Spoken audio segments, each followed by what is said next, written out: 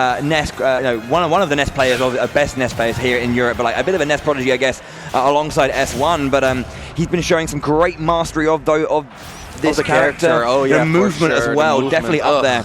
So Rage, yes indeed, Swedish player. And one of the things you're going to see Rage do a lot is the aerial afterburner kick in neutral to call out jumps. He loves those. Yeah. Of course, after he gets a little bit of a read of his opponent, you can. There it is, exactly like that. And Pew waiting it out this time around, immediately showing. Oh, and there it is. Yes. There it hit the mark. So it's one of those things where in a lot of matchups you can set up your neutral from that mid range. Not against Bayonetta, because Bayonetta has that aerial afterburner kick to call out you setting up your neutral. You don't have time for that. You need to play a little bit more of a patient game, a little bit more of a different movement style game than you are used to. Yeah, of course. The PK Fire just on that edge there, and the PK Thunder to pressure, and then also get out of dodge afterwards too. And you hate to see these up Bs not connecting. That is a fairly inconsistent multi hit. And there comes the first forward smash, such a strong move. Lots of range on that, and the read on the jump. Here's Pew taking the early lead. Amazing start for the French favorite right now. We've definitely seen him do a lot of that, using that yo-yo to really just cover as many options as he can on the ledge. I mean, we saw like massive string against it, specifically against Sun, I believe. Oh yes. We'll see what he can do here. Trying to connect these up airs. Go! Oh! But Rage just falling on the far side of that rather than alongside. That would have been dangerous, and that definitely would have been the stock too. But managing to keep himself safe just a little bit. But again, using the side magnet to really augment movement is just a thing that we see a lot of Nesses do. Here, I loved the fall by Rage, a very Smash 4-esque gimp, just holding that nair, dropping down, makes it very hard for any player to get past. And the neutral B offstage as well, very familiar into the up B. We got down. Smash 4 on deck. The gimps are coming out, and that is how Bayonetta kills in this game. She needs the gimps because the witch time confirms only start working later in the stocks. It's not a crutch. Getting back there with the bat within. Again, going for these witch twists and the afterburners as they extend as much as possible. Just get that percentage going up. Going all the way to the top. Going to go for the up air. Not going to be obviously going to win enough. Big damage though. Look at that 105 on Pew. After such a strong start, he's now trailing in percentages. And that is Bayonetta. She has the strong tools to reverse situations because of the reward she gets from a hit. I believe that was a jump witch time, and the startup got caught by Pew. Excellent timing on Pew's part. And then throwing out that F smash as well. Not anything major from it, just the last few hits of forward air as the landing came out. Oh yeah. And there we see the strings, the down tilt, lots of damage at the edge. Look at that, 42. Yeah. It's almost like an inkling jab is what Pew told me when I played him. And there's the grab, the break for Rage. Can he find another gimp? He's going so deep, but he's still making it back. Yeah, and there's the back air. Very nice. Just staying true to that edge guard. You know, it was foiled a little bit at the start, but just consistently keeping that one going to push it as far as possible. I mean, even the beginning of that edge guard was just to push Pew further off stage. He kept pushing Pew, forcing him to take it wide, and that gave him the opportunity for the back. A two-frame! That's 2 frames! 2 frames with a forward smash. You don't often see it, but there it is. So much great edge guarding coming out. Oh, there it is once again. Unbelievable. 1 over Pew. 1-0 for our Bayonetta player here. Playing for loser round 5. Winner gets 5th. It's pretty good. Good start there. A 2 frame with the S smash, and then getting that timing and spacing right to punish that PK Thunder 2 recovery. Didn't snap to the ledge, went a little bit over, and that's going to be a fist to the face for the young man. Rage 1-0 up, as you mentioned. Wow. See, I mean, that's a cold stare there. He's definitely just in the zone right now. What is Pew's answer to this one, though? We saw great edge guarding from Rage, just continually just throwing out pressure. This is a really important thing when it comes to edge guarding. One of the things you need to know is understanding the length that your character can go to recover. And then you can then know the length you can go to edge guard. And you're clearly just showing he's just not afraid, you know, to just push it to the absolute limits. And you need to do that to get these really quality and sometimes game-changing edge guards. He's utilizing the maximum potential of that Bayonetta recovery for sure, Bowie. And this is one of the benefits of playing the same character as you did in Smash 4. You were intimately aware of their limits.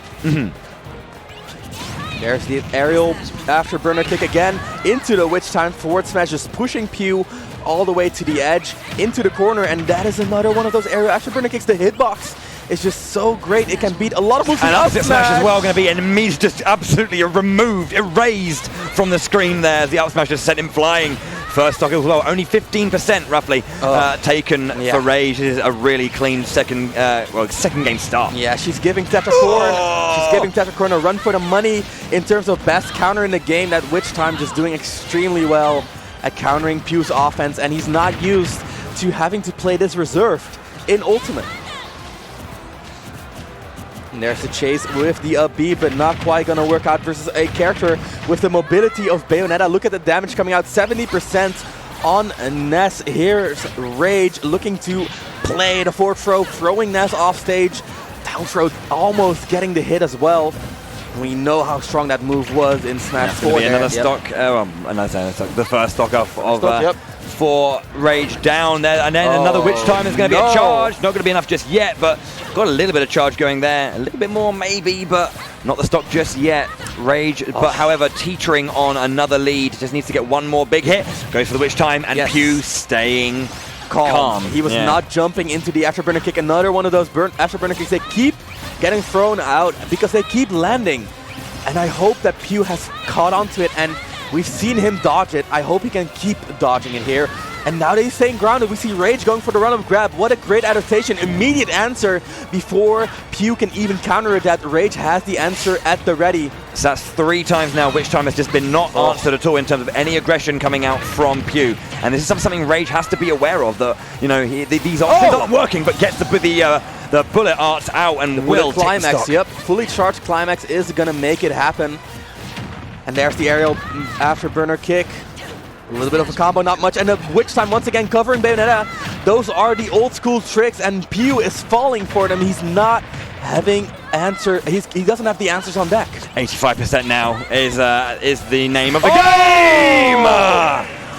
Forward smash. Yet again, another stock taken with that big fist to the face. Yeah, here comes the giant fist, and just like that, Rage. He's on point with these whiff punishes. Yeah, he's taking a step back, and he's saying, if you jump, here comes a giant disjoint. If you jump, here's the afterburner kick into a full combo. He's got answers on answers on answers, and Pew, we saw him play more grounded. What does Rage do? He runs up and grabs you. Yeah. He has the answer. He's got it ready. He's so very familiar with his options, with his optimal gameplay, and then the immediate counterplay to that optimal gameplay. He has the answers ready for those as well. So he's got the layers ready. Yeah. And Pew has to learn them on the go, and that is not looking pretty so far. Yeah, he's got a lot of work to do now. 2-0 down is Pew. Rage looking to book himself a place in the losers quarterfinals. One more game for him. Pew now needing to make the big comeback. We're going to Town and City here for our third game. One of Ness's best stage. Very early back throw KOs on this stage due to the side blast zones, but on the other hand, we have Bayo. She is known for the way she can take her opponents to the blast zone wherever it is. We saw it happen versus Space. We saw it happen versus Oregon as well. Rage just so solid. Oh yeah, they drop down into up air there, just trying to drag down a little bit more, but we're going all the way to the top. Not going to be enough just yet again. 64% to 52. Nice early trade between both players right now. Exactly. Rage finding the Witch Time again, finding its mark to Ness all the way, and the forward smash is getting air dodge. Good reaction by Pew, knowing what he had to do to dodge the giant fist of Doom, especially on a stage like this with the blast zones to the side, so close to the side. Is going to be rough to survive that even at 80%. Rage playing it slow, running off the side platform, knowing that usually people, when they run off a platform, they throw out that aerial because it's so safe on landing, going for the tomahawk grab. Amazing knowledge of the expected outcome right there. There's the grab, back throw. It's going to be enough, definitely. It is. Town and City takes that lead now. 93% is the name of the game currently. We'll see what Rage can do to try and equalize this one and prevent Pew from really kind of getting his teeth into this second stock right now. Rage, there's one again. Into the KO, immediate answer by Rage, and Pew, he's just not aware of the opportunities he has to strike. He keeps hitting at just the wrong moment. Going up again, getting 48% from that particular one. The afterburner kick once more, and he's going to keep mounting this offense. Pew getting out of it, but the up throw once again. Very close, but Ness airspeed is going to save Pew in that scenario. The floatiness as well, just such a great tool to make it back to the ground. Very solid. We should note as well the bat within saving him from the double forward air towards the edge too. That was looking a bit scary, but that frame one air dodge, amazing in any scenario. Of course, many Bayonetta mains will disagree. There's the aerial burner kick into the tech chase, almost had it, and to the witch time. Pew is not aware. Yeah, he's just being a little bit too aggressive. I mean, what do you do? Like, you have to be offensive. You have to do something. You have to try and bait these things out. And he was doing a great job in game 2 throughout the middle of that. Oh, wow, the bat within into the position. Yeah. Beautiful. The drift on the bat within, very unexpected. That's a back throw, no, barely going to be enough, and that is going to be even stocks. Pew, regardless of the witch times, is going to keep it very competitive. And there's the grab by Rage, just conditioning that shield into the afterburner kick, into the air, on the ground, just constantly putting pressure on Pew. And Pew, he has to pick the right defensive options to deal with this. The thing is, you cannot be too offensive versus Bayonetta. She has the up B out of shield, exactly what I wanted to mention. It's such a fast option, leading into a combo as well. Oh, that was a big fist again once more, and Pew is looking down the barrel of a very difficult nice finish here. Yeah, it is looking very rough for Pew. Pew going back to the legs, double jump up air, a little bit unexpected by Rage, but exactly what Pew needed to make it back. The forward air, unfortunately, not connected. But as I mentioned, you don't have time in the mid-range to set up your spacing because that aerial afterburner kick is there. Forward goes to the forward. There was the S-Smash again, trying to just throw out that option just to try and get a catch, but it's not going to be enough just yet. You can see him still being able to get these big hits. Rage trying to force or trying to bring Pew into to drag him in slowly but surely. This is rough. Rage has to make it back, does make it to the platform, very smart. Stage kind of working in Pew's disadvantage here. What's scary here is I believe the young man will get a KO if he gets to grab one more time. So I like how decisive Rage is with the grabs. Will Pew make it back from here? Oh, that's such a hard angle, but he made it. Ooh, and Rage makes it as well. Long distance from both players. Gonna be it. That is gonna be it. Rage wins 3-0, makes it to losers quarterfinals, and Pew takes a bow at 7th place. Rage playing very cleanly there. No, not really dropping anything. A little bit of interesting stuff in the game 2 where Pew was finding his way around, but